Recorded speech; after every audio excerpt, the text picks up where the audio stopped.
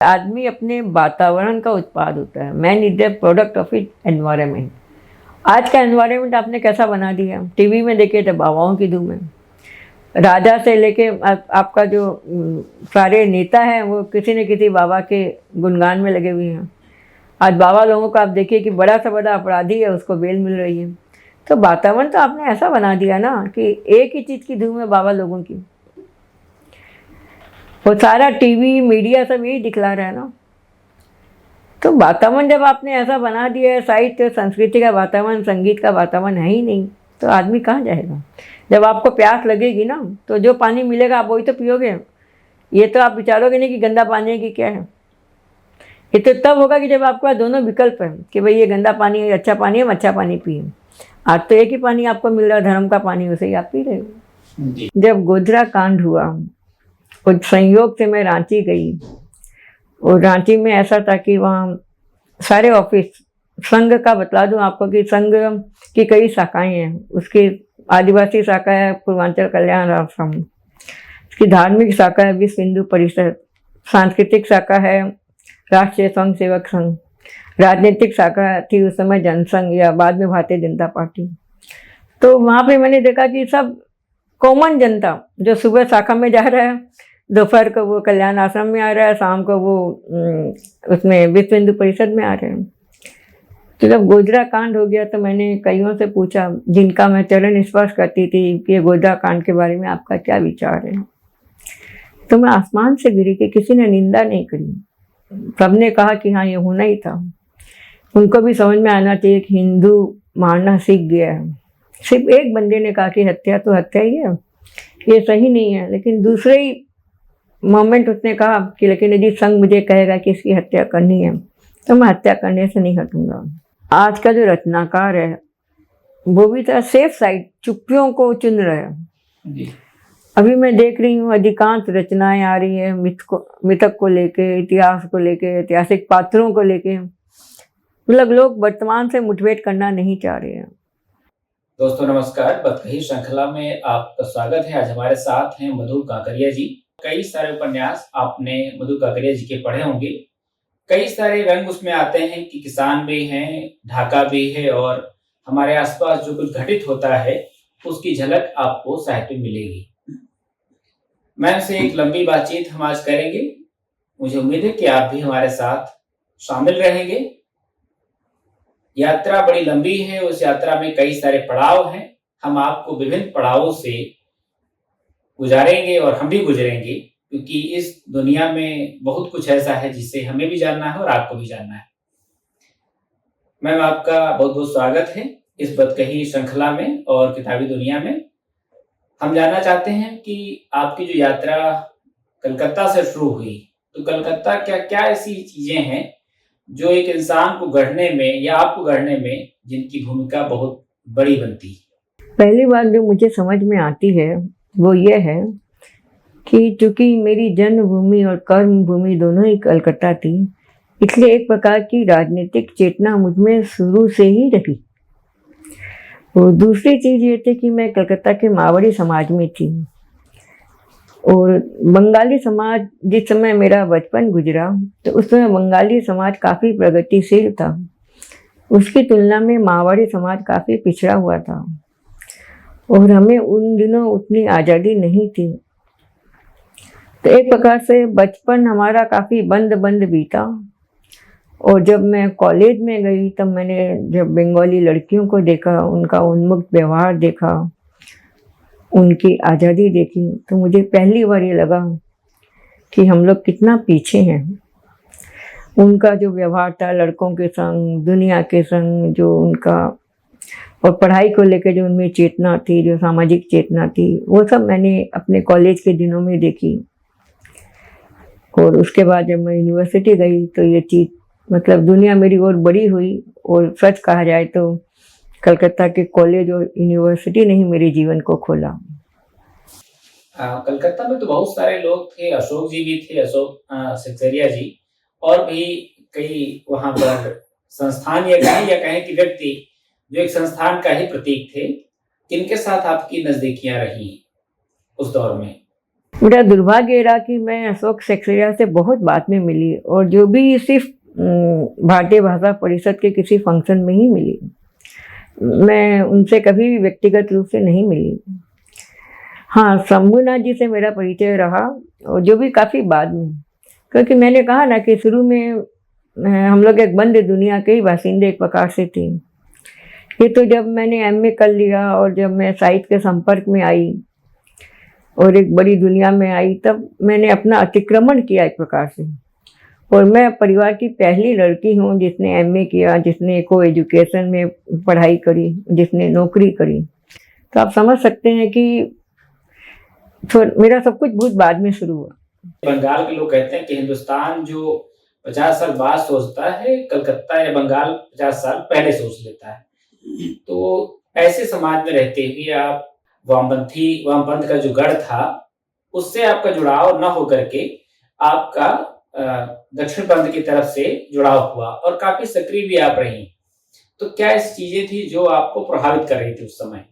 देखिए, उस समय जो हमारा जीवन था उसमें हमारे आदर्श घर वाले ही होते थे ना। अब हमारे पिताजी आदर्श थे, हमारे काका मेरे आदर्श थे, वो सब संघ परिवार से समर्पित कार्यकर्ता थे, संघ सेवक थे। और ऐसा नहीं है कि वो स्त्री विरोधी थे या वो दलित विरोधी थे। उस समय का संघ अलग था, और हमारे पिताजी तो इतने समर्पित थे कि हम लोग उस समय उतने वेल ऑफ नहीं थे, फिर भी पिताजी इमरजेंसी में हर महीने चंदा देते थे कार्यकर्ताओं के लिए, संघ सेवकों के लिए।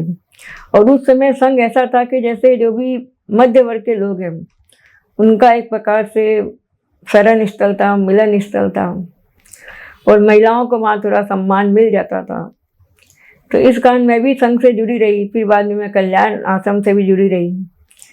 और तब तक वो सारे डॉक्यूमेंट्स पब्लिक डोमेन में नहीं आए थे, जैसे ये गोलवलकर जी का बंच ऑफ थॉट्स, जो मैंने बहुत बाद में पढ़ा।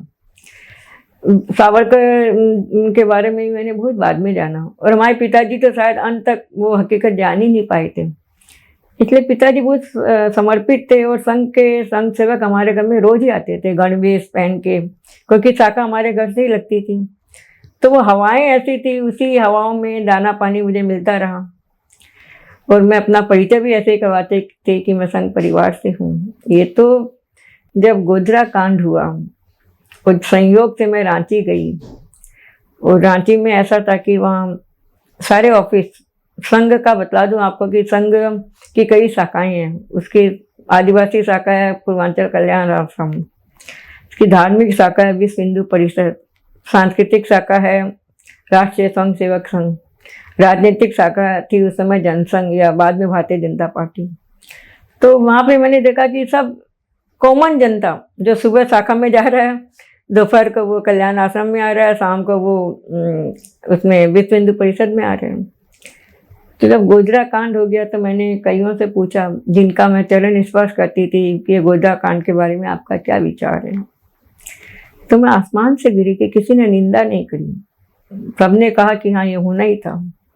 उनको भी समझ में आना चाहिए कि हिंदू मारना सीख गया है। सिर्फ एक बंदे ने कहा कि हत्या तो हत्या ही है, ये सही नहीं है, लेकिन दूसरे ही मोमेंट उसने कहा कि लेकिन यदि संघ मुझे कहेगा कि इसकी हत्या करनी है तो मैं हत्या करने से नहीं हटूंगा। तो उस समय जैसे पिंजरा टूट गया, मुझे लगा अरे मैं कहाँ फंसी हुई हूँ। उसके बाद से मैंने संघ से अपना नाता तोड़ लिया। आप का परिवार का जो पूरा परिवेश है एकदम व्यापारियों का है, और ऐसे में आप इकोनॉमिक्स में आप आती हैं, और फिर इसके बाद धीरे धीरे कंप्यूटर से होते हुए आप साहित्य में आती हैं। तो ये जो यात्रा है, इस यात्रा की मतलब क्या क्या इसके चरण रहे, क्योंकि आमतौर से ये यात्रा सुनने को नहीं मिलती। हम लोग आपके उपन्यास को पढ़ते हैं, कुछ झलक मिलती है, लेकिन उस यात्रा की कहानी क्या रही? देखिए, कहानी तो ऐसी कुछ नहीं रही। मैंने तो कभी सोचा ही नहीं था कि मैं लेखक बनूंगी। होता क्या है कि जब आपका जीवन सामान्य रूप से चलता है तो आप जैसे होते हो वैसे ही जीवन चलता रहता है। लेकिन मेरे संग कुछ ऐसा हुआ कि जीवन में थोड़ा भूचाल सा आया। एक समय ऐसा भी आया कि लगा सारी दुनिया मेरी दुश्मन है, मैं शत्रुओं से घिर गई हूँ, जीवन जैसे प्रेशर कुकर हो गया। तो उस समय अपने को ढीला करने के लिए, तनाव से मुक्ति पाने के लिए मैं साहित्य की ओर झुकी। और ये मेरा आत्म आविष्कार था कि जब मैं साहित्य में धंसने लगी तो मुझे लगा कि हाँ, मेरा तनाव ढीला हो गया। तो मैं और ज़्यादा पढ़ने लगी। और जब पढ़ते पढ़ते एक समय मुझे ऐसा लगा कि हाँ, मेरी दुनिया बड़ी हो रही है, बड़ी रोशनी में आ रही हूँ, तो मैं लिखने भी लगी। तो इस प्रकार से यात्रा शुरू हुई। कौन सी रचना है पहली जो पहली बार किसी पत्रिका में छपी, और छपने के बाद जब आपके पास पहुंची तो क्या अनुभव है उस समय का? पहली कहानी मेरी छपी बागत पत्रिका में जी। उसके पहले लोकल अखबारों में भी छपी है, लेकिन मैं जिसे अपनी पहली कहानी मानती हूँ बागत में। और उस समय तक मैं संपादक नाम से के जीव से बहुत डरती थी, क्योंकि उसके पहले मैं जनसत्ता में भी गई थी। तो वहाँ मैं अपनी कहानियाँ लेके जाती तो संपादक जी बिना मुंडी उठाए हाथ बढ़ा देते। मैं बिना एक शब्द बोले कहानी पकड़ा देती। न मेरी हिम्मत होती कि मैं उनसे पूछूं कब तक छपेगी, न वो बतलाती। छप गई तो बहुत अच्छा, नहीं तो कहानी अज्ञात कुलसील हो जाती। ये मेरा अनुभव था। संयोग से बागत कलकत्ता में निकलनी शुरू हुई शायद 92-93 के आसपास। तो मैं भी इसी मानसिकता के संग गई थी कि मैं संपादक से नहीं मिलूंगी, अपनी कहानी लिफाफे में रख के किसी को भी पकड़ा दूंगी। अब संयोग से कि मैं बैठी हूँ तो उसमें प्रभाकर जी थे, वे खुद ही सामने हाजिर हो गए और खूब हंसते हुए, कहिए क्या है। अब मैं एकदम घबरा के बोली कहानी लाई हूँ, और भी हंसे। कहानी लाई है, बहुत अच्छी बात है। अब मेरे मुंह से निकल गया आप पढ़ेंगे ना, क्योंकि अनुभव तो यही था। तो उन्होंने कहा बिना पढ़े कैसे बतलाऊंगा आपको। और फिर 15 दिन के बाद ही उनका फ़ोन आ गया कि हम कहानी ले रहे हैं। और मज़े की बात यह है कि वो कहानी की जो प्रति मैंने उनको दी थी वो दूसरी प्रति थी। उस समय तो कंप्यूटर नहीं था, मतलब हम टाइप करवाते थे। तो ये दूसरी या तीसरी प्रति थी जो इतनी क्लियर भी नहीं थी। तो उन्होंने ये जरूर कहा कि आगे से आप पहली प्रति दिया कीजिए। पढ़ने में बहुत तकलीफ हुई और ये कहा कि हम आपकी कहानी छाप रहे हैं। वो कहानी थी मोहल्ले में। उसको वो जब छपी तो ये आत्मविश्वास आया, जैसे जो धक्का खाता हुआ मेरा आत्मविश्वास था उसको थोड़ा जीवन जल मिला कि हाँ, मैं अच्छी पत्रिका के लिए लिख सकती हूँ। फिर मैं लगातार बागत में छपती रही। फिर उसके बाद मैं हंस में भी छपी। तो फिर उसके बाद वो यात्रा चल निकली। जी जी। आपकी इस पूरे जो साहित्यिक यात्रा है इसमें कई सारे पड़ाव आते हैं। कई बार अगर आपकी बैकग्राउंड हम ना जानते हो तो ये लगता है कि कलकत्ता का जो परिवेश है वो ऐसा है कि बहुत गहराई से उसमें कोई धंसा हुआ है और उसको महसूस कर सकता है। इतने बारीक बारीक डिटेल हमको देखने को मिलते हैं। ऐसे अगर हम कश्मीर पर पढ़ें तो ये बारीक बारीक डिटेल, वहां के गलियों के नाम, लोगों के घरों की जो पूरी संरचना होती है उसका पूरा वर्णन मिलता है। यहाँ तक कि आर्मी की बहुत सारी ऐसी बातें जो आपके यहाँ बहुत प्रामाणिक रूप में हमें नजर आती हैं। थोड़ा और आगे बढ़े तो किसानों के बारे में जो आप उनके बारे में बात करती हैं तो भी ये लगता है कि जो तैयारी है लिखने की वो बहुत अच्छे से की गई है। क्या रहता है जब आप इस तरह से किसी उपन्यास को उठाती हैं तो सबसे पहले क्या चीजें देखती हैं? देखिए, मैं कभी भी ये नहीं सोचती हूँ कि मैं इस पर लिखने वाली हूँ, ईमानदारी से कहूँ तो। अब जैसे जो आर्मी पर मैंने लिखा तो मेरे संग सौभाग्य रहा कि मेरा भतीजा उन दिनों आर्मी में मेजर था और उसकी आरआर पोस्टिंग हुई थी श्रीनगर में। और वहाँ पे जो आर्मी कैंप था, भूषण कैंप था, तो वहाँ पे सिर्फ हार्डकोर जो आर्मी वाले ही रहते थे। रिश्तेदार को 3 दिन से अधिक रहने का मौका नहीं मिलता था। अब मेरा सौभाग्य कि मैं गई, जाते ही ट्रांसपोर्ट की स्ट्राइक हो गई तो मुझे 10 दिन रहने मिल गया। और वो आर्मी का एकदम हार्डकोर डिपार्टमेंट। और चूँकि मैं वहाँ पे मेजर की बुआ थी, भतीजा था ना, तो मुझे कोई रोक टोक तो नहीं थी, लेकिन मैं वहाँ पे जगह जगह दीवानों पे इंस्ट्रक्शंस लिखे रहते थे। तो मैं वहाँ पे बैठ के उतार नहीं सकती थी क्योंकि वो अलाउड नहीं है। आप पढ़ सकते हो, देख सकते हो। तो मैं पढ़ती, रटती और वो भाग के अपने रूम में जाके फिर नोटिंग करती। तो वहाँ तो किसी को डाउट ही नहीं हो सकता कि मैं ये सब कर रही हूँ। तो इस प्रकार मैंने जितने भी वहाँ पे मतलब दीवारों पे इंस्ट्रक्शन लिखे रहते थे सैनिकों के लिए, कि एक तो मुझे याद है कि आप कश्मीर की लड़कियों से दूर रहें, ये सिवाय आपको बेइज्जती के बदनामी का कुछ नहीं दे सकती। कई इंस्ट्रक्शन थे कि आप घरों में चाय नहीं मांगे, मतलब इस प्रकार के सैनिकों के लिए इंस्ट्रक्शन बहुत रहते थे। तो मुझे लगता बाप रे, तो नई दुनिया है। तो मैं जहाँ तहाँ घुस तो जाती थी, और जो मेरे भतीजे के जो कमांडिंग अफसर थे वो साहित्य प्रेमी थे, तो मैं उनके, वो भी मुझे बुला लेते थे, तो उनसे मैंने काफ़ी बातें जानी। बस उनका एक ही था कि आप मेरा नाम मत जाहिर कीजिएगा, क्योंकि अभी मैं सर्विस में हूँ। तो उनका आर्मी के प्रति एक फ्रस्ट्रेशन भी था। तो इस प्रकार से कई लोगों से मैं, फिर वहाँ के जो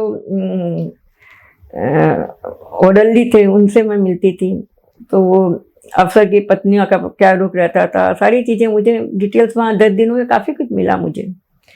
तो वो सब, मतलब मैं कहना चाहूँगी कि जो भी मैंने लिखा वो समय ने अपने चित्र मुझे दिए, और मैंने उन चित्रों को सिर्फ शब्दों का जामा पहनाया है।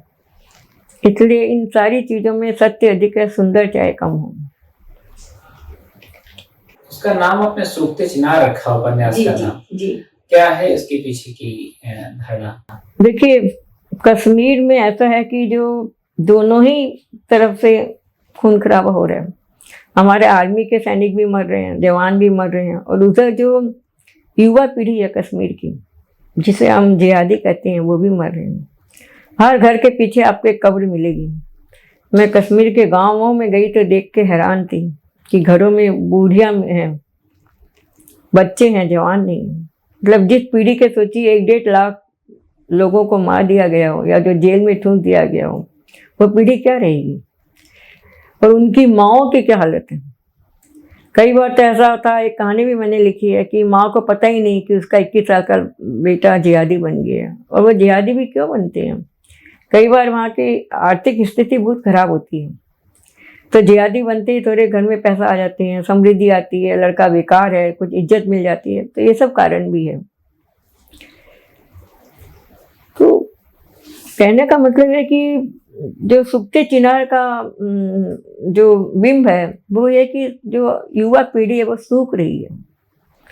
हमारे आर्मी के जो युवा सैनिक है वो भी शहीद हो रहे हैं, और कश्मीर में जो मतलब कि जो आतंकवाद है, एक प्रकार से संगठित व्यापार है, और कोई भी नहीं चाहता कि वो रुके। मैंने ये वहाँ पे महसूस किया, क्योंकि सबके पास पैसा आ रहा है। होम मिनिस्ट्री है कश्मीर, डिफेंस के अंदर में नहीं, होम मिनिस्ट्री के अंडर में, तो वो अलग पैकेज मिलता है। आर्मी को भी पैसा मिल रहा है, आतंकवादियों को भी पैसा मिल रहा है। तो वहाँ कोई चाहता नहीं है कि आतंकवाद पे रोक लगे उस प्रकार से, मुझे ये महसूस हुआ। लेकिन जो पीढ़ी है वो सूख रही है, वो चिनार जो है वहाँ के सूख रही है। आपने कुछ पात्रों की वहां पर जो कल्पना की है, जैसे तो उसमें एक पात्र है रुबीना, आपने उसका प्रेम संबंध दिखाया और बाद में दिखाया कि आर्मी के इतने सारे जो नियम कानून हैं उसके बावजूद प्रेम का जो फूल है वो खिल जाता है। लेकिन उस उपन्यास को पढ़ते हुए, उस पात्र की कहानी को पढ़ते हुए आप सामान्य नहीं रह पाते हैं। आपको लिखते हुए क्या रहा? क्योंकि आपने जब उसकी प्रेमी की कहानी लिखी तो उसका पूरा गांव और हर तरह से उसे लांछन ही मिलता है। आपका क्या अनुभव रहा? देखिए, उस समय कई घटनाओं से मैं विचलित बहुत हुई थी जी। जैसे रुबीना से ज्यादा मैं विचलित एक घटना से हुई थी कि एक घर में जहाँ हमारे भतीजे ने ही उसके पूरे ऑपरेशन का हैंडल किया था, तो सब चीज़ें मुझे पता थी। तो ये भी एक संजोग था कि उसका लैपटॉप खुला रह गया था, मैंने देख लिया था और मैं उसके पीछे पड़ गई थी। तो उसमें क्या होता है कि जो एक माँ होती है वो खुद ही आर्मी को, चूंकि उसकी माँ का बेटा जिहादी बन चुका रहता है, अब आर्मी उसके पूरे परिवार को, आर्मी और लोकल पुलिस मिलके पूरे परिवार के कमर तोड़ देते हैं। फिर जो आर्मी का अफसर उसको कहता है कि देखो, जिहादी बेटा तो तुम्हारा मारा ही जाएगा, आज नहीं तो कल, लेकिन तुम चाहती हो कि तुम्हारा दूसरा बेटा और दूसरी बेटी जीवित रहे, तो तुम बतला दो उसका, तो तुम कम से कम बाकी परिवार को बचा पाओगी। तो जीवन की चरम व्यवस्था में, घोर मजबूरी में वो माँ बतला देती है कि मेरा बेटा कल आ रहा है। इस बतलाने का मतलब क्या है कि वो जानती है कि कल आ रहा है, यदि मैं बोलूँगी तो फिर उसके बाद से आर्मी का तो पूरा वो ऑपरेशन शुरू हो जाएगा, और वो ऐसा ही होता है, उसके लड़के को मार दिया जाता है। तो मेरा भतीजा इस ऑपरेशन को लीड कर रहा था। तो उसके बाद जब भी मैं उससे पूछती, यहाँ तक की घटना तो उसने मुझे बतलाई थी, उसके बाद जब मैं पूछती इसकी माँ की हालत क्या है, तो वो चिढ़ जाता, गुस्से में बोलता बहुत अच्छी है। तो उसका जो गुस्सा था वो मुझे समझ में आ रहा था कि उसकी व्यवस्था थी, क्योंकि हर आदमी ऑफिसर भी एक इंसान भी तो है ना। और उसे ये नहीं लग रहा था कि मैं वीरता कहाँ का काम किया हूँ, क्योंकि उसने तो एक माँ को छल के, मतलब एक माँ की गोद में बैठे बेटे को उसने मरवाया ना, तो उसका आक्रोश, उसका दुख, उसकी ग्लानि उसके चेहरे पे रहती थी। हालांकि आर्मी में ये कि कोई भी अफसर अपनी अंतरात्मा की आवाज़ नहीं सुन सकता है, वहाँ पे सिर्फ ऑर्डर फॉलो करना होता है। तो और वो जो व्यवस्था थी वो मैंने उसके चेहरे पे देखी थी। तो मेरा मन बहुत विचलित होता था कि ये जो जितने बड़े बड़े अफसर आर्मी के, और वो अपनी फ्रस्ट्रेशन बोलते भी थे कि हाँ बहुत बहुत सी, जब हम कुछ यहाँ तक कहते थे कि इंटरव्यू भी हम नहीं दे सकते। एक ने इंटरव्यू दिया था तो उसका फिर वो उस पर एक्शन लिया गया था। तो रूबी वाली जो रूबीना है उसकी घटना ने भी मुझे विचलित किया, लेकिन जो लास्ट में जो है कि वो आर्मी ऑफिसर आगे आता है, ये रियलिटी में नहीं हुआ था। बस रूबीना तक की घटना हुई थी, रियलिटी तो एक लेखक की कल्पना थी, वो रचना का सत्य है, जीवन का सत्य नहीं था। इस उपन्यास को पढ़ते हुए एक लगता है कि कश्मीर की कहानी एक तो हमें मतलब जो पता चलती है, और एक कश्मीर वो भी रहा है कि जो अपनी ज्ञान परंपरा के लिए जाना जाता रहा है, और इस बीच में एक साहित्यकार है जो दोनों को देख रहा है। तो इससे कई सारे संदर्भ और भी खुलते हैं कि क्या था और क्या रह गया। इस उपन्यास की रचना करते हुए भी कई बार लगता है कि रचनाकार का जो पक्ष है वो कहीं कहीं लगता है कि मतलब बहुत क्लियर नहीं आता है। क्या है इस मंजस के पीछे, जो प्रचलित धारणाएं हैं कश्मीर को लेकर के, या कुछ और बातें? देखिए, ये तो एक बहुत ही गहरा सवाल आपने पूछा है, इसका जवाब मैं नहीं दे पाऊंगी। मैंने वही लिखा है जो मुझे समझ में आया, क्योंकि ये बात सही है कि कश्मीर बहुत शांति प्रिय था। मतलब सड़क पे एक मरा हुआ कुत्ता आप नहीं देखोगे, ऐसा कश्मीर था। और वो कश्मीर सुलग रहा था। और इसकी शुरुआत हुई थी जब उसकी लड़की का अपहरण हुआ था ना, होम मिनिस्टर की लड़की का, क्या नाम था उनका? महबूबा मुफ्ती। तो उस समय कश्मीर के लोगों ने भी कहा था कि कश्मीर की जो संस्कृति है उसमें वो लड़की का अपहरण ज़्यादा दिन तक नहीं कर पाएंगे, लुटा देंगे जो जिहादी है। और सरकार से पुलिस ने भी अनुरोध किया था, आर्मी ने भी किया था कि आप मत झुकिए, इन छोकरे, मतलब वो एकदम जिहादियों की एकदम ताज़ा पोत थी कि इनका बढ़ावा मत दीजिए, लेकिन सरकार झुक गई। और तो उसके बाद से जो नया दौर शुरू हुआ ना जिहादियों का, तो मुझे लगता है कि जब जैसे आप कमीज का पहला बटन गलत लगाते हो तो सारे बटन गलत लगते हैं ना, तो मुझे लगता है कि वो स्टार्टिंग गलत हुई थी। जहाँ आपको नहीं झुकना था, मुकाबला करना था, वहाँ आप झुक गए और आप झुकते चले गए। कश्मीर को लेकर आपकी मतलब मुझे ये लगता है कि सरकारी पॉलिसी सही नहीं हुई। आज जब कश्मीर को याद करती हैं या उस पूरे दौर पर जब आप वहाँ पर थी, तो क्या चीज़ें याद आती हैं? मुझे लगता है कि उस समय तो फिर भी कुछ बचा हुआ था, क्योंकि आर्मी ने एक सद्भाव पैदा कर दिया था। आर्मी ने बहुत काम किया था कश्मीर के लोगों का विश्वास जीतने के लिए। जगह जगह आर्मी ने कैंप लगवाए थे, स्कूल्स खोली थी, गाँव में किया था। लेकिन उसके बाद जो 370 आपने हटा के और अभी जो हुआ है, ये आपने सारा विश्वास का चकनाचूर कर दिया। मुझे तो आज लगता है कि जितनी मेहनत की थी आर्मी ने, मैं ये सोचती हूँ उन लोग पर क्या बीतती होगी। उन्होंने खून बहाया था कश्मीर को अपना बनाने के लिए, और आज तो क्या है कि आपने उनके संग धोखाबाजी तो हुई है ना। वो कहाँ अपनी मांगे रख रहे थे, कहाँ अपने उनसे स्टेटहुड भी ले लिया। अभी मैं पिछले साल गई थी कि कश्मीर में पहलगाम, तो वहाँ ड्राइवर कई लोगों से ने बात की तो वो बहुत दुखी थे कि अब कश्मीर तो एक प्रकार से अनाथ ही हो गया है, कोई राज्य का दर्जा ही नहीं है। तो मुझे लगता है कि अब तो हालत और भी ख़राब हुई है। आपने कितने महीनों तक इंटरनेट बंद कर दिया, मौलिक अधिकार आप छीन रहे हो ना। तो आज हालत वो ज़्यादा खराब है। जी। कई बार आपके जो पात्र हैं वो जिस पेशे में होते हैं उससे उलट व्यवहार करते हैं। जैसे कि मैं आपकी ही उस रचनाओं से उदाहरण लूँ तो जब माओवादी क्षेत्र में वो लोग हैं, आर्मी के लोग, तो माओवादियों के पक्ष की बात करते हैं कि उनकी भी आवाज सुननी चाहिए, क्योंकि सिर्फ खाली एक ही आवाज नहीं होती है। उसकी तुलना करें तो जैसे मल्टीनेशनल ने बहुत सारे उद्योग धंधों की हत्याएं की, तो एक तरह से वो भी देखा जाए तो वो भी एक हत्या ही है। ऐसे पात्रों की कल्पना करते हुए मन में क्या भाव रहता है कि क्या इंसानियत वहां बची रहती है या सिर्फ खाली लेखक की कल्पना है? कोई कल्पना नहीं है। मैं झारखंड के कई गांवों में गई हूँ और वहाँ मैंने देखा है कि जो भी उनके पुश्तैनी या परंपरागत उद्योग धंधे से सब चौपट हो गए। 3 परिवारों का जिक्र करना चाहूँगी। आप कहते हो ना कल्पना, कोई कल्पना नहीं है। एक परिवार था जो हेमोलाइट पत्थर से लोहा बनाता था।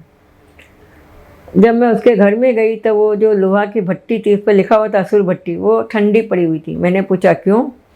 उसने कहा कि बाज़ार में टाटा का लोहा आ गया, हमारे उत्पाद बिकते नहीं। वो मजदूर बन गया था पूरा परिवार ही। एक दूसरे परिवार में मैं गई तो वो साबुन बनाती थी। पहले क्या था, गाँव की संरचना के गाँव में बनता, गाँव में खपत हो जाती, बाज़ार का इतना रोल ही नहीं था, तो वो फटफटिया साबुन बनाते थे। अभी मैंने देखा कि उनकी जो फैक्ट्री थी छोटी थी, उस पर भी ताला लगा हुआ। पूछा क्यों? बोला साहब बाज़ार में तो सनलाइट आ गया, हिंदुस्तान लीवर आ गया। एक और परिवार में गई, वो लोकल जूते बनाते थे, वो भी मजदूर बन गए। पास के कस्बे में जाते हैं, मजदूरी करने निकल जाती हैं। पूछा क्यों? बोला कि हमारी जूते बिकते नहीं है बाज़ार में, बाटा आ गया। तो इन टाटाओं ने, बाटाओं ने, हिंदुस्तान लीवर ने जो परंपरागत उद्योग धंधे थे आदिवासियों के, उन सबको चौपट कर दिए। आज आप जाइए ना, यहाँ महानगर में रह के आप समझ नहीं सकते हैं उनकी विडम्बना को। विडम्बना एक नहीं है, आप उनके पुश्तैनी जो सदियों से चले आ रहे उद्योग धंधों को चौपट कर रहे हो। दूसरा आप क्या कर रहे हो कि आज हर जगह आदिवासी बेल्ट में घुसपैठ हो रही है। कभी आप स्पेशल इकोनॉमिक जोन के नाम पे घुसपैठ कर रहे हो, कभी थर्मल पावर बनाओगे उसके नाम पे, कभी आप इलेक्ट्रिसिटी पावर बनाओगे उसके नाम पे। तो आप तो हर जगह से उनको उखाड़ रहे हो ना, खदेड़ रहे हो उनको उनकी जगह से। तो ये सारी तो एक सच्चाई है ना। खुद सुप्रीम कोर्ट ने कहा था कि सलमा जुडूम जो आपने बनाया है वो असंवैधानिक है। सुप्रीम कोर्ट का है। और सुप्रीम कोर्ट ने तो ये भी कहा कि माओवादी वहीं पनप रहे हैं जहां आप उनके जल जंगल जमीन छीन रहे हो उनसे। तो एक सच्चाई है। संस्कृति सेज पर कैसे आई है? आपने उसकी कई सारी बातें कही, जैसे आपने घटना का जिक्र किया, वो एक पात्र के माध्यम से कहें तो मालविका, और उसकी जो पूरी कहानी है वो दिखाती है कि क्या चीजें, ये कुछ और भी उसमें आया हुआ है कि इसमें धर्म भी अपना एक भूमिका निभाता है, और जो जरूरी हमारे सवाल होते हैं उनसे भटकाने के लिए कई बार इस तरह के प्रयोग किए जाते हैं।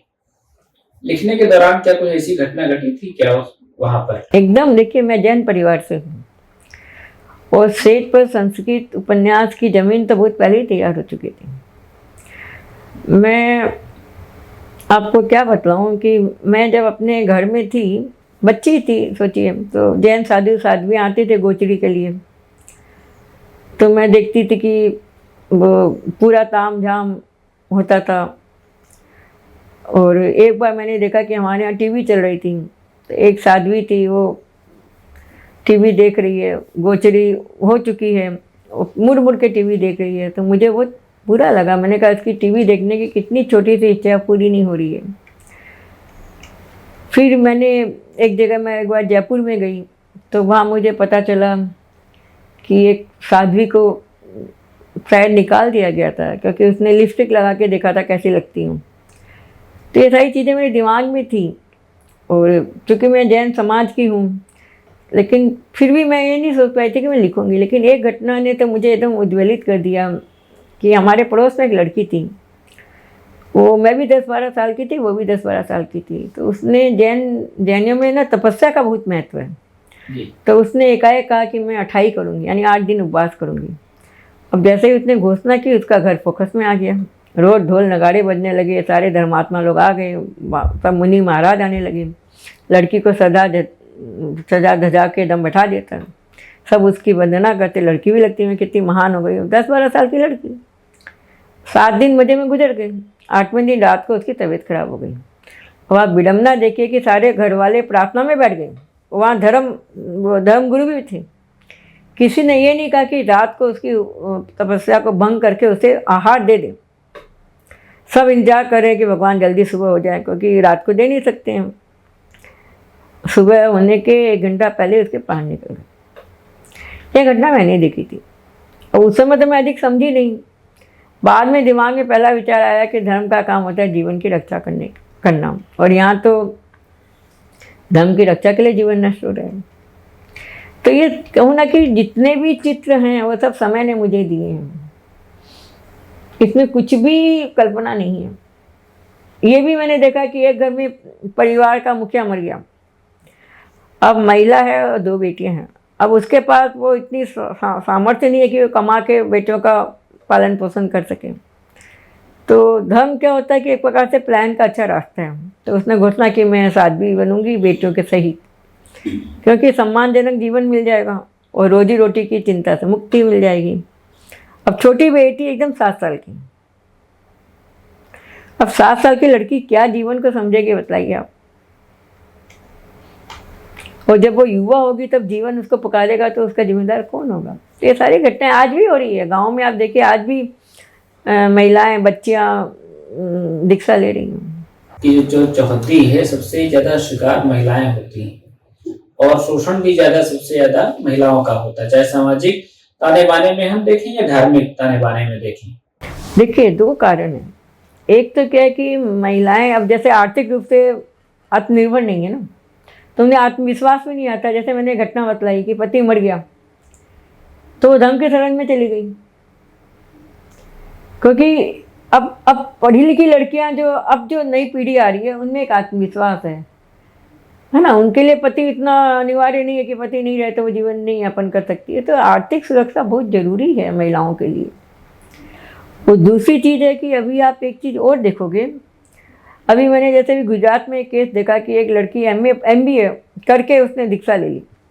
अब वो तो पढ़ी लिखी लड़की थी, अपने पाँव पे खड़ी थी। तो होता क्या है कि जीवन में आर्थिक सुरक्षा ये सब कुछ नहीं होती, ये भी एक सच्चाई है। मनुष्य सिर्फ एक आर्थिक प्राणी नहीं है ना, उसके अंदर एक रूह भी है, आत्मा भी है, उसकी अपनी भूख होती है। अब उसको आप साहित्य और कला से भरना चाहिए, लेकिन आज के समय में क्या हो रहा है कि साहित्य और कला तेरा साइड में चली गई है। साइंस और टेक्नोलॉजी इसको रिप्लेस कर रहे हैं और धर्म उसको रिप्लेस कर रहे हैं। तो जो भीतर की आध्यात्मिक भूख है ना, उसको कला संगीत साहित्य की बजाय धर्म से आप पूरा कर रहे हो। तो वो जो लड़की MBA है उसने दीक्षा क्यों ली? क्योंकि एक भीतर में रूह प्यासी है, तो उसको वो धर्म से पूरा कर रही है। तो एक कारण ये भी है। कई बार ये भी देखने को मिलता है कि ये दोनों चीजों के बीच में भी समाज का बड़ा हिस्सा है जो खाते पीते परिवार का है, और मतलब परिवार अच्छे तरीके से सारी चीजें चल रही हैं, लेकिन बजाय साहित्य संस्कृति के और वो बाबाओं के उसमें या धार्मिक कर्मकांडों में बड़ी भूमिका निभाता, लेकिन सामाजिक कामों में भूमिकाएं बहुत उनकी सीमित होती हैं। क्या इसे धार्मिक होना कहेंगे या ये मानना चाहिए कि धर्म की एक गलत धारणा उससे उनका परिचय होना है? नहीं, मैं इसको इस प्रकार कहूँगी कि देखिए आदमी अपने वातावरण का उत्पाद होता है। Man is the product of it environment. आज का एनवायरनमेंट आपने कैसा बना दिया? टीवी में देखिए तो बाबाओं की धूम है, राजा से लेके आपका जो सारे नेता हैं वो किसी न किसी बाबा के गुणगान में लगे हुए हैं। आज बाबा लोगों को आप देखिए कि बड़ा से बड़ा अपराधी है उसको बेल मिल रही है। तो वातावरण तो आपने ऐसा बना दिया ना कि एक ही चीज़ की धूम है बाबा लोगों की। वो सारा टीवी मीडिया सब यही दिखला रहा है ना। तो वातावरण जब आपने ऐसा बना दिया है, साहित्य संस्कृति का वातावरण, संगीत का वातावरण है ही नहीं, तो आदमी कहाँ जाएगा? जब आपको प्यास लगेगी ना तो जो पानी मिलेगा आप वही तो पियोगे। ये तो आप विचारोगे नहीं कि गंदा पानी है कि क्या है। ये तो तब होगा कि जब आपके पास दोनों विकल्प है कि भाई ये गंदा पानी है, अच्छा पानी है, हम अच्छा पानी पिए। आज तो एक ही पानी आपको मिल रहा है, धर्म का पानी, उसे ही आप पी रहे हो। जी, धर्म के पानी से हम लोग थोड़ा जमीन के पानी की तरफ चलते हैं। किसानों के साथ आपका जुड़ाव कैसे बना और क्या स्थितियां बनी जिसमें लिखने की बात आपके जहन में आई? देखिए, मैं आपको फिर कह रही हूँ कि कभी लिखने के लिए मैं कहीं नहीं जाती हूँ। किसानों का ये था कि मैं बॉम्बे में मेरे बेटे की पोस्टिंग हुई थी, है ना, और किसानों के बारे में मैं लगातार पढ़ रही थी। कर तो कुछ पा नहीं रही थी। नाना पाटेकर का एक वक्तव्य मैंने पढ़ा था कि यदि स्टेशन पर कोई भिखारी मिल जाए तो आप उसे मत दुत्कारिएगा, हो सकता है वो किसान हो। तो ये पढ़ के मेरी जैसे आत्मा रो पड़ी कि यार हम कुछ कर ही नहीं पा रहे हैं। तो संजोग ऐसा हुआ कि उन्हीं दिनों हमारा बेटा था, उनके मित्र लोगों ने एक प्रोग्राम बनाया कि हम लोग जालना जाएंगे, किसानों के लिए कुछ करेंगे। एक जज्बा था उनमें। तो बेटा था, उनके 4-5 दोस्त थे, पूरी युवा टीम थी। अब मैं पीछे पड़ गई, मुझे भी ले जाओ। तो बहुत रो धो के बेटा ले गया मुझे। और वहाँ भी संजोग ऐसा हुआ कि किसानों के जिन परिवारों में आत्महत्या हुई थी वहाँ हम लोग गए। और चूँकि पूरी यंग टीम थी तो गांव वालों को था कि जरूर कुछ करेगी, तो पंचायत सरपंच सब हम लोग के संग थे, पंच सरपंच सब हमारे संग में थे। लेकिन महिला मैं अकेली थी और गांव में छोटे छोटे घर होते हैं, तो मैं ही सबसे बात करी। तो एक घर में 33,000 के लिए आत्महत्या हुई। सोचिए आप, एक घर में 1.5 लाख के लिए आत्महत्या हुई। मैंने एक की पत्नी से पूछा कि क्या तुमको पता अंदेशा था कि तुम्हारे पति कदम उठा सकते हैं? उसने क्या जवाब दिया? उसने कहा नहीं, मुझे एक काना भी नहीं था कि मेरे पति आत्महत्या कर सकते हैं। मैंने पूछा क्यों? उसने कहा 12 साल हो गए मेरी शादी को, मैंने अपने पति को हमेशा ऐसा ही देखा, झल्लाते हुए, दुखी, हिसाब करते हुए, परेशान, पसीना पोंछते हुए। मैंने कभी उन्हें, आज भी मैं उनकी कल्पना करती तो मुझे उनका हंसता हुआ चेहरा याद नहीं आता। तो मैंने कहा फिर भी कुछ हुआ होगा? बोली हाँ, दिवाली के कुछ दिन पहले हमारे घर के बाहर नोटिस लग गई बैंक की। और किसान बहुत स्वाभिमानी होते हैं, और ज़मीन उसका कवच कुंडल होती है। तो जब घर के बाहर नोटिस लगती है ना, तो उसे लगता है कि मेरा स्वाभिमान भी गया, सारे पर्दे फट गए, मेरी ज़मीन भी गई।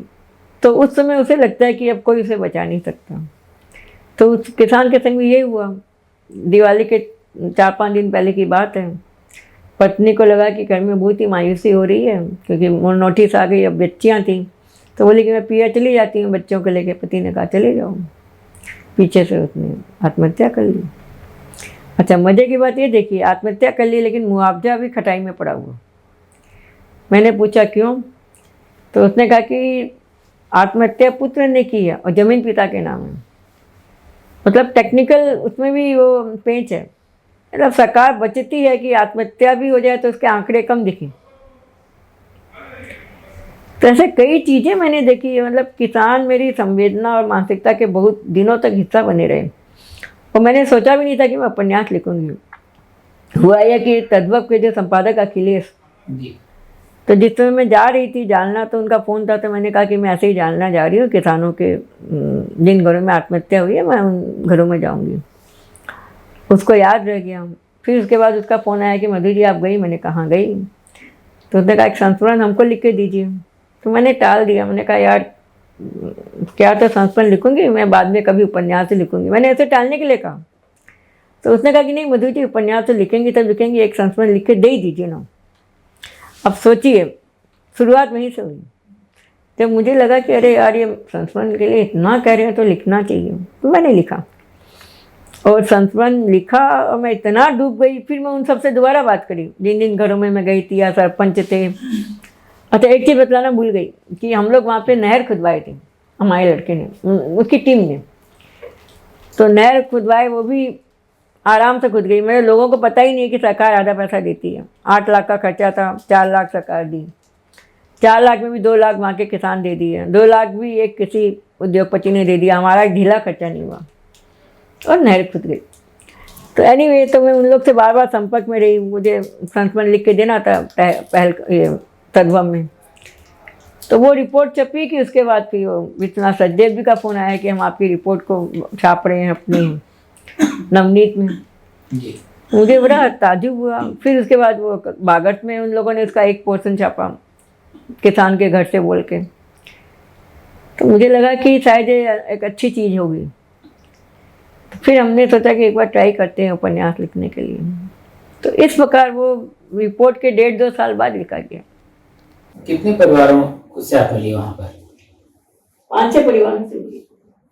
चूंकि पक्ष ऐसा आपका है कि उस पर मैं भी बहुत हमने भी काम किया, और किसानों को उन सारी स्थितियों पर बात कर पाना बहुत आसान नहीं है।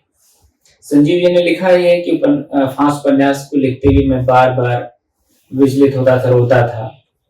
क्या ऐसा कोई दृश्य आपके लिखने के दौरान घटित हुआ जब बहुत भारी पड़ा हो लिखना? हाँ, जैसे क्या कि वहाँ पे आप देखेंगे ना, जितनी महिलाओं थे सबके पति कपास की खेती करते थे। किसी महिला के देह में सूती साड़ी नहीं। सोचिए, कपास ही उनका कफन बन गया, लेकिन इतना पैसा नहीं था कि पत्नी को सूती साड़ी दे सके। वही पॉलिएस्टर की साड़ियाँ पहनती थी। पहली चीज़ मैंने ये देखी। एक किसान की पत्नी ने जब मैंने उसे बहुत कुरेदा तो उसने कहा कि देखिए, आत्महत्या के 2-3 दिन पहले मेरे पति ने कहा कि मैं बैल बेच रहा हूँ। तो मैं बोली, अरे बैल क्यों बेच रहे हो? बैल बेचेंगे तो खेती कैसे होगी? तो बोले कि अब चारा भी मुझे भारी पड़ रहा है बैलों को खिलाने के लिए। तो वो पत्नी रोने लगी कि अरे बाप रे, हमारे बच्चे बैल से खेलते हैं, पूछेंगे बैल क्या हुआ, तो मैं क्या करूँगी। तो उसी पत्नी ने मुझे बतलाया कि देखिए, बैल तो उसने नहीं बेचा, लेकिन खुद को मौत के हवाले कर दिया। तो ये सारी चीज़ें देखिए, रोना धोना तो मैंने नहीं किया, मतलब, लेकिन ये सारी चीज़ें मुझे विचलित बहुत करती थी कि आप सोचिए कि 37,000 के लिए किसान ने आत्महत्या कर ली। आज सोचिए कि कितने बड़े बड़े उद्योगपति आपके करोड़ों लाखों करोड़ों लेके भाग गए। बैंक ने उनके घर के बाहर नोटिस नहीं लगा, यहाँ 37,000 के लिए सोचिए। तो ये सारी चीज़ें खून तो उबालती है। थोड़ा बढ़ते हैं और हम अपने पड़ोसी ना कहें, वो हमारा ही हिस्सा है कि जो डायरी आती है ढाका, कई बार हमको लाहौर की कहानियां सुनने को मिल जाती हैं।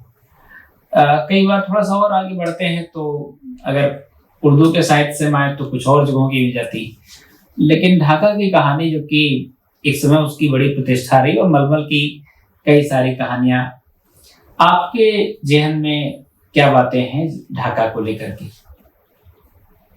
जो डायरी में आपने दर्ज की हैं, कुछ सारी बातें जो रह गई हो? देखिए, ढाका में जो पहली चीज़ मुझे लगी कि जब मैं प्लेन में बैठी, तो वो शायद बांग्लादेश विमान था। तो जब हम लोग प्लेन में बैठे तो वहाँ पे घुसते ही वो बिस्मिल्लाह करते ना, अल्लाह अकबर, वो तो मेरे दिमाग में खटका लगा। तो मुझे लगा हाँ, मैं एक मुस्लिम देश में जा रही हूँ। और मुझे ऐसा था कि शायद ढाका बहुत मॉडर्न है, क्योंकि मुजिबर रहमान ने उसे सेक्युलर कंट्री का दर्जा दिया था, है ना। तो मैं जानती थी कि एकदम कलकत्ता जैसे ही होगा, इतना इस्लाम नहीं होगा वहाँ पे। लेकिन मैंने देखा कि ढाका में कई ढाका है। जैसे जो लोअर मिडिल क्लास है उसमें काफ़ी इस्लाम है, काफ़ी बुर्का है, और जो अपर मिडिल क्लास है वो तो एकदम बुर्का बिना है, और उतना शायद इस्लाम से भी प्रभावित नहीं है। और ढाका यूनिवर्सिटी में मुझे ताजुब हुआ, मैंने देखा वहाँ पे लेनिन जिंदाबाद, मार्क्स जिंदाबाद। तो मुझे ताजुब लगा ढाका यूनिवर्सिटी में, वहाँ पे मार्क्स लेनिन के नारे। एक मुस्लिम कंट्री में, जो मुस्लिम कंट्री तो ये शायद 2081 में ऐसे स्टेट रिलीजन दिया गया इस्लाम को। मुजिबर रहमान ने तो सेक्युलर ही बनाया था ना जी। तो और उसके बाद मुझे सबसे अधिक ताजुब हुआ जब मैं ढाका के कॉन्सेंट्रेशन कैंप में गई। उसे कहते हैं जेनेवा कैंप जी। ये मुझे अंदेशा नहीं था कि ढाका बनने के पहले जो बिहारी मुस्लिम थे वो बंगाली मुस्लिम को मार रहे थे। मतलब पहली बार मुझे लगा कि धर्म से बढ़कर संस्कृति होती है। धर्म तो सबका एक ही था, इस्लाम, लेकिन ढाका बनने के पहले जो बिहारी मुस्लिम थे बंगाली मुस्लिम को मार रहे थे कि तुम असली मुस्लिम नहीं हो। और ढाका बनने के बाद पासा पलट गया। अब बंगाली मुस्लिम बिहारी मुस्लिमों को मारने लगे थे कि ये पाकिस्तानी है। और इतनी मारकाट बढ़ गई थी कि जिनेवा को कन्विंस मतलब कि वो इंटरफेयर करना पड़ा, और एक जिनेवा एग्रीमेंट हुआ और इन लोगों को कॉन्सेंट्रेशन कैंप पे रखा गया। मतलब वो मुस्लिम जिनके रूट्स पाकिस्तान में खोजे जा रहे थे नहीं, या जो इंडिया से आए थे, क्योंकि वो उर्दू बोलते थे या हिंदी बोलते थे, वो बंगाली नहीं बोल पाते थे, वो इतना मछली भी नहीं खाते थे, थोड़ा पंजाबी कल्ट था या इंडिया का कल्ट मान लीजिए, तो उनको वो लोग असली मुस्लिम नहीं मानते थे, तो उनके काफ़ी उनको मारा जा रहा था। कईयों से मिली थी, बतला रहे थे कि हम लोग को तो जैसे कि हम लोग पलंग के नीचे घुसे रहते, कितना डर लगता। और कईयों ने अपने घर के बाहर इस्लाम की आयत लगा रखी थी कि भाई हम इस्लाम मुस्लिम हैं, आप ये तो मानोगे, लेकिन उनकी मारकाट जारी थी। तो फिर बाद में सरकार ने उनको अलग अलग कॉन्सेंट्रेशन कैंप में रख दिए, उनको बचाने के लिए, उनके जीवन को बचाने के लिए। लेकिन उनसे नागरिक अधिकार ले लिए गए, पासपोर्ट ले लिया गया उनसे, उनको राइट टू वोट नहीं था। तो जब मैं उन कैंप में गई तो मुझे बहुत दुख हुआ। हालांकि वैसे कैंप नहीं थे, वैसे जर्मनी में थे, खुले कैंप है, सब काम कर रहे हैं, लेकिन उनके लोगों का दुख क्या है कि हमने तो कभी पाकिस्तान को देखा ही नहीं। हमें उनका नाम है स्ट्रैंडेड पाकिस्तानी, यानी अटके हुए पाकिस्तानी, तो हमें पाकिस्तानी क्यों कहा जा रहा है? इनका दुख आप सोचिए, सिर्फ वो उर्दू बोलते थे इसलिए।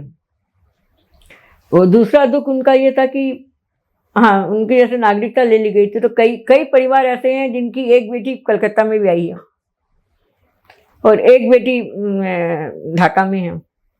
माँ बाप जीवित हैं, दोनों बहनें मिल नहीं पा रही है, माँ बाप अपनी दूसरी बेटी से मिल नहीं पा रहे थे, क्यों कि उनका तो पासपोर्ट जब्त कर लिया गया।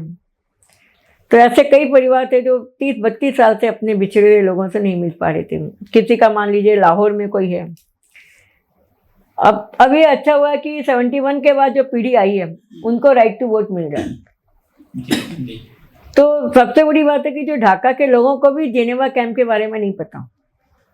जब मैं वहाँ के लोगों से पूछती थी, बोलते ऐसा कैंप है क्या? और कई लोगों को गलत धारणा है, उन्होंने कहा कि वो तो मुसलमान हैं, वो लोग कहीं पाकिस्तानी देखे वहाँ पाकिस्तानी झंडा क्यों लगा के रखा हुआ है।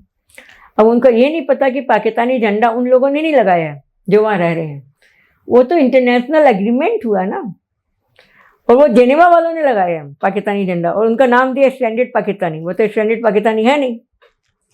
तो कितनी मतलब गलत फहमियाँ फैली हुई है। तो ये सारी चीज़ें जब मैं वहाँ के लोगों को बतलाती थी तो उनको ताजुब होता था, हमें तो पता ही नहीं। तो मैंने कहा किस बात पे घृणा कर रहे हो? सिर्फ इसलिए कि उनका ओरिजिन बिहार है, या कभी मतलब पूर्वज उनके बिहार से या पाकिस्तान से आए होंगे, वो उर्दू बोलते हैं या उतनी मछली नहीं खाते, और अब की जो पीढ़ी है वो तो बंगाली बोलती है। तो भाषा भी कई बार बनती है माध्यम। भाषा का तो युद्ध हुआ ही था ना वहाँ पे जी। बांग्लादेश तो बना ही भाषा के कारण है। 1952 में भाषा का युद्ध हुआ था ना, कि वो पाकिस्तान कह रहा था कि हम उर्दू थोपेंगे, इन्होंने कहा 4 लड़के शहीद हुए थे उसमें। आपकी कई कहानियां हैं जो बाद में उपन्यास का रूप धारण कर लेती हैं, कुछ उनके बारे में ऐसी? नहीं, ऐसा तो कुछ नहीं है। कहानियों ने उपन्यास का रूप धारण किया? नहीं, ऐसा तो मैंने नहीं किया। बताइए। जैसे आपकी कहानी है युद्ध और बुद्ध। नहीं, ये उपन्यास का एक पार्ट है, इसे मैंने एक इंडिपेंडेंट कहानी के रूप में डाल दिया जी, बना दिया, लेकिन पहले कहानी नहीं लिखी गई। जी। एक उपन्यास आपकी कहानी है चिड़िया मरती है, एक ऐसे मरती है। हाँ, एक उसमें वाक्य आता है कि थके मरे उन दिनों मेरे लिए खाली हाथ और खाली उम्मीद, घर में घुसने से बढ़कर लज्जाजनक संसार में कुछ भी नहीं था। और आज तो ये बात जो हम देख रहे हैं हमारे आसपास, कितने बड़े आंदोलन हो रहे हैं, खासतौर से बेरोजगारी को लेकर के। और अब तो मतलब कोई एक राज्य में नहीं, अधिकांश राज्य इसकी चपेट में है। तो क्या लगता है कि कई बार कुछ ऐसी चीजें या कुछ ऐसी बातें निकल जाती हैं जो उस समय नहीं पता होते, लेकिन बाद में वो लंबा उसमें सच शामिल होता है। आज लिखेंगे इस बात को तो कैसे, क्या इसी तरीके से लिखेंगे या कुछ और? मैं बतला नहीं सकती, लेकिन ये है कि देखिए, बेरोजगारी एक बहुत बहुत बड़ी त्रासदी है।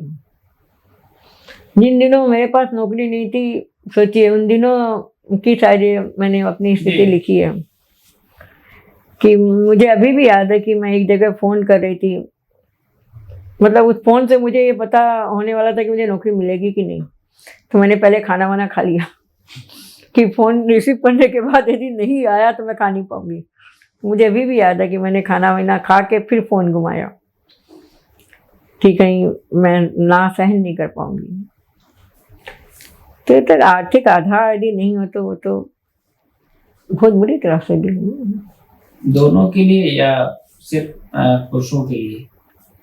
देखिए, महिलाओं के लिए तो फिर भी थोड़ा बचाव होता है। अब जैसे मैं थी तो मुझे ये पता था कि जिस घर में मेरा जन्म हुआ वहाँ मुझे भुखमरी का सामना नहीं करना पड़ेगा, ये आश्वासन मेरे पास था, है ना, कि मैं कभी भी कल क्या खाऊंगी वाली स्थिति नहीं आएगी, क्योंकि मेरे भाई अच्छे थे, मैं अपनी माँ के संरक्षण में थी।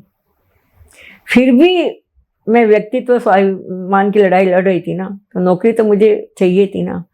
तब मेरी हालत थी, यदि मान लीजिए कि मेरे पास वो भी आधार नहीं होता तो क्या होता, अनुमान लगा सकती हूँ।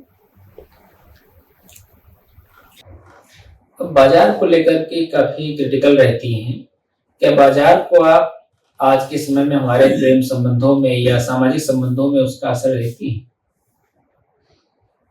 कहानी में तो आपकी आता है इस तरह का। इस जगह आपने लिखा है कि मैंने अंतिम बार बाजार बनी उस प्रेमिका को देखा और अनकहे का भारी बोझ लिए पराजित सा भाग खड़ा हुआ। देखिए, ये तो आप मानेंगे ना कि बाजार ने हमारे जीवन मूल्यों को, हमारे सांस्कृतिक मूल्यों के परकच्चे उड़ा दिए। ये तो आप मानोगे ना। आज देखिए, हर व्यक्ति एक उपभोक्ता है। आज आप बस एक बात मैं कहूंगी, जैसे बुद्ध हमको क्या कहते थे कि जरूरत से ज्यादा हर चीज जहर है, बुद्ध कहते थे ना। आज बाजार क्या कहता है, एक पर एक फ्री है। तो ये तो मानोगे ना कि बाजार ने हमारे सोच को, हमारे अवचेतन को, सबको अपने कब्जे में कर लिया। अब वो जो कहानी है, सोचिए कि वो क्यों भागती है प्रेमी को छोड़ के, इतने सालों बाद प्रेमी मिला है, कि वहां पे लिखा हुआ है हेवी डिस्काउंट। तो ये बहुत बड़ी सच्चाई है ना। कौन से लोग हैं समकालीन लोगों में जिनके साथ आपका बातचीत आपकी लंबी होती है, और खासतौर से जब कुछ रचना कर रही होती है तो उस समय की बातचीत? नहीं, ऐसा तो कोई नहीं है। नहीं, ऐसा तो कोई नहीं है कि मैं अपनी रचनाओं पे बातचीत नहीं करती। ईमानदारी से कहूँ तो मैं करती ही नहीं हूँ। मेरे दोस्त लोग हैं, लेकिन मैं कभी भी अपनी रचनाओं पे बातचीत नहीं करती हूँ।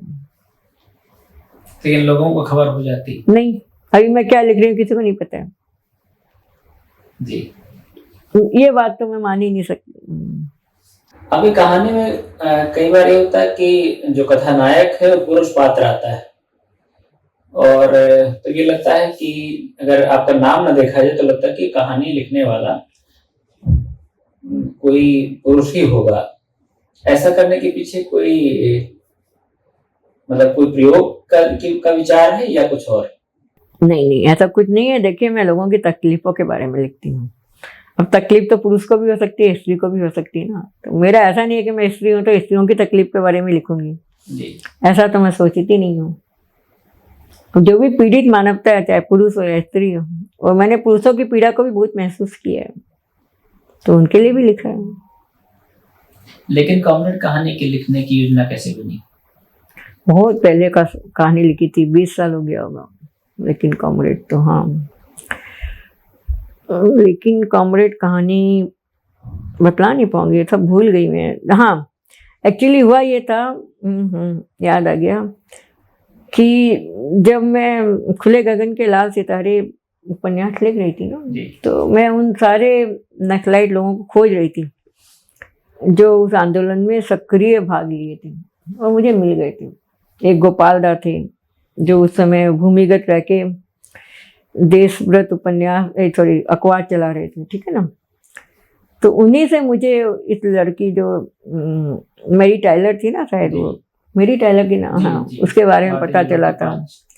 और फिर उसके बाद मुझे असीम आशीष दा जो उस समय स्टूडेंट के बीच बहुत पॉपुलर नेता थे, नक्सलाइट नेता, काका बोलते थे, मैं उनसे मिलने भी गई थी। हो ना, मैंने बहुत भटकन बहुत की है लेखन के पीछे। तो मैं उनसे आशीष झा से मिलने भी गई थी, वो उस समय एशियन एज में थे, सह संपादक थे। तो उन्हीं सबसे सारी चीज़ें बटोरी थी, और अधिक तो मुझे गोपाली दा ने बतलाया था। जेल में थे वो 7 साल, तो पगली घंटी और वहाँ जेल में किस प्रकार से उन लोग को मारा गया था वो सब, और उन्होंने बतलाया था। मेरी टेलर से की कहानी उनसे पता चली? नहीं, मेरी टेलर की तो मैंने किताब पढ़ी थी ना जी। और मेरी टेलर उनसे शायद मिली थी, उनकी जो मित्र थी उनसे मिली थी। कुछ तो था, मुझे पूरा याद नहीं आ रहा। आपकी कहानी एक है बस 2 चम्मच औरत। इसमें एक बात है कि कश्मीर की कब्रों को सब देख रहे हैं, पर हमारे घरों में जो जिंदा कब्रें हैं कौन देखता है उसकी तरफ। ये निजी अनुभव है या किसी का से? नहीं, कश्मीर में जाइए तो वैसे ही आपको लगेगा श्रापग्रस्त है वो इलाका ही। हर घर के पीछे कब्र है, और आप सोचिए एक बूढ़ी है, एक बूढ़ा है, धूल है, गर्द है, भूख है, तो आप क्या कहोगे? विकास तो कुछ हुआ नहीं है वहां पे, तो क्या कहोगे आप? दहशत है, हाफ वीडियो है, हर घर में हाफ वीडियो, उनको पता ही नहीं घर में पति मर गया नहीं मरा, ऐसी बहुत सी चीजें हैं वहां पे। आपको मीडिया ये सब चीजें नहीं दिखलाएगा, आप जाएंगे तो आपको पता चलेगा। गांव में स्पेशली, श्रीनगर में पता नहीं चलेगा। जी जी। आज अपने समय को हम देखते हैं और अपने सृजन को देखते हैं, अपने आसपास जो हो रहा है, क्या उस सारे सच को व्यक्त कर पा रहा है? क्योंकि कई लेयर्स हैं उसकी। एक रचनाकार होने के नाते कैसी दिखती है? देखिए, मुझे कई बार लगता है कि जैसे आज का जो रचनाकार है वो भी तो सेफ साइड, चुप्पियों को चुन रहा है। जी। अभी मैं देख रही हूँ अधिकांश रचनाएं आ रही है मिथक को लेके, इतिहास को लेके, ऐतिहासिक पात्रों को लेके। मतलब लोग वर्तमान से मुठभेड़ करना नहीं चाह रहे हैं, वर्तमान के समय समाज के सवालों से टकराना नहीं चाह रहे हैं। वे इतिहास में मुँह छिपा रहे हैं, मिथकों में मुँह छिपा रहे हैं, पौराणिक पात्रों में अपना सृजन कर रहे हैं। तो अब से आप क्या कहोगे? मैं कुछ कहना नहीं चाहती हूँ। एक बार दुर्नाथ सिंह जी ने कहा था, एक जगह लिखा था डायरी में अपनी, और वो छपी थी पक्षधर में, कि किताबें तो बहुत आ रही हैं और सृजन बहुत हो रहा है, लेकिन ऐसा नहीं जिसमें अपने समय का सच हो। आप सहमत हैं इससे? हाँ, मैं सहमत हूँ। समय से मुठभेड़ कहाँ लोग कर रहे हैं, बताइए आप। इतना कुछ हो रहा है। आज किसानों पे, आदिवासियों पे कितनी किताबें आई है, मुझे बतला दीजिए। मजदूरों पे कितनी आई है। छात्र आंदोलन मतलब हो रहे हैं, कोई इसका नोटिस ही नहीं ले रहा है। लिखने के दौरान आपकी क्या दिनचर्या रहती है? कोई खास नहीं रहती है। देखिए, हम लोग शुरू से ही ऐसे थे कि जब समय मिला उसको पकड़ लो। शुरू में तो समय ही नहीं मिलता था, नौकरी करते थे, बच्चा था, घर था। अब आज समय ही समय है, कोई काम दाम नहीं है, नौकरी नहीं है, बच्चे बड़े हो गए, तो अब वैसी परिस्थिति नहीं है। लेकिन फिर भी जो जिस समय मैं नौकरी कर रही थी उस समय लिखने का जो इंटेंसिटी थी ना, रात को जग के लिख रही हूँ, सुबह उठ के लिख रही हूँ, चौके में बैठ के, तब तो अलग कमरा भी नहीं था। आज तो सब कुछ है मेरे पास। लेकिन मुझे लगता है कि जो धार थी वो उस समय ही थी।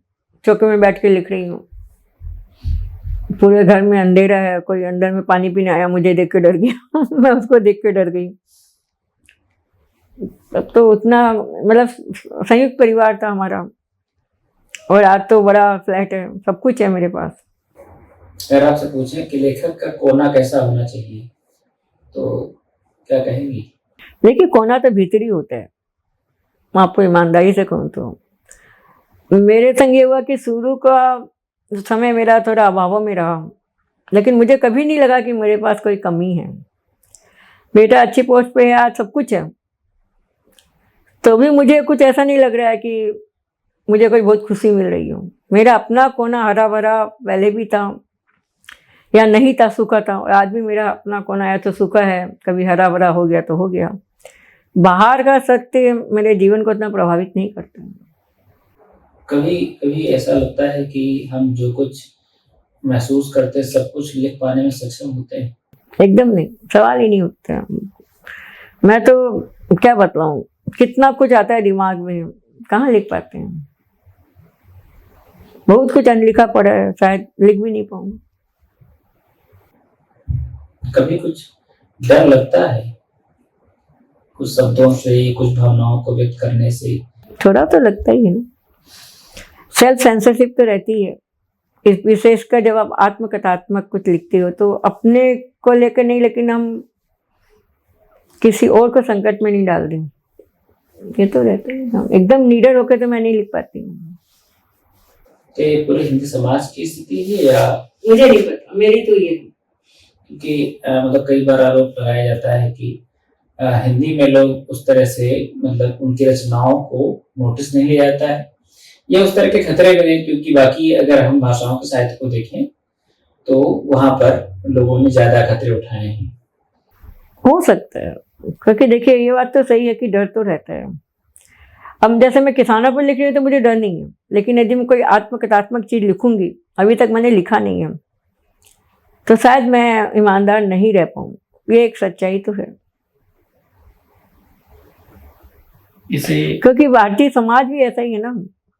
अब जैसे कुछ चीजें ऐसी है कि जो जैसे जो बच्चे रिसर्च करते हैं तो कई बार पूछते हैं मैम ये आप हो गया, मैं कहती हूँ आपको इससे क्या मतलब है। तो भारतीय दृष्टि ऐसी है ना कि वो उसमें खुलापन कम है, मैंने ये देखा है, खुलापन कम है। वो सीधा लेखक को टारगेट करती है, भले ही मैं उसमें हूँ या नहीं हूँ, लेकिन वो पूछेंगे मैम आप हो क्या। बच्ची हैं जो, सोचिए।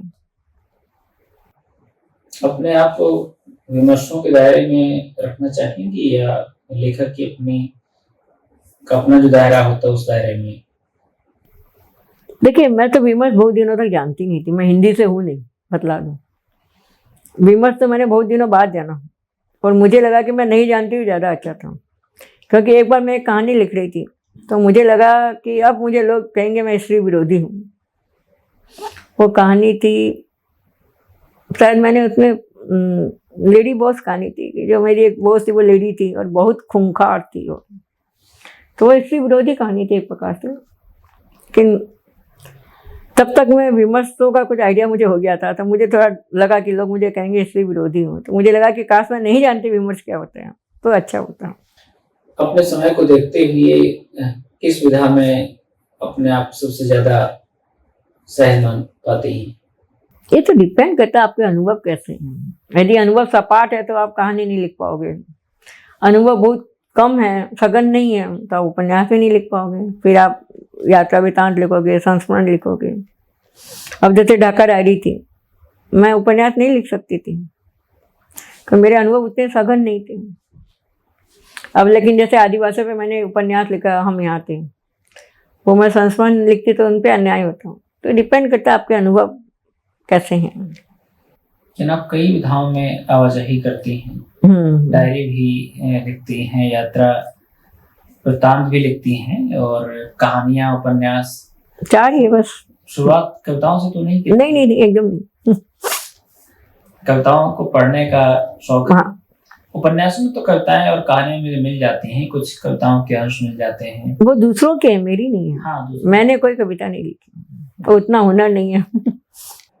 आपने उनसे बात की, बहुत सारे हो सकता है कि सहज सवाल ना हो या उनका क्रम सही से ना हो, लेकिन कुछ जिज्ञासाएं थी, आपने उनका समाधान किया। हम बेहद शुक्रगुजार हैं और उम्मीद करते हैं कि जल्दी किसी नए मोड़ पर मिलेंगे। आपका बहुत बहुत शुक्रिया।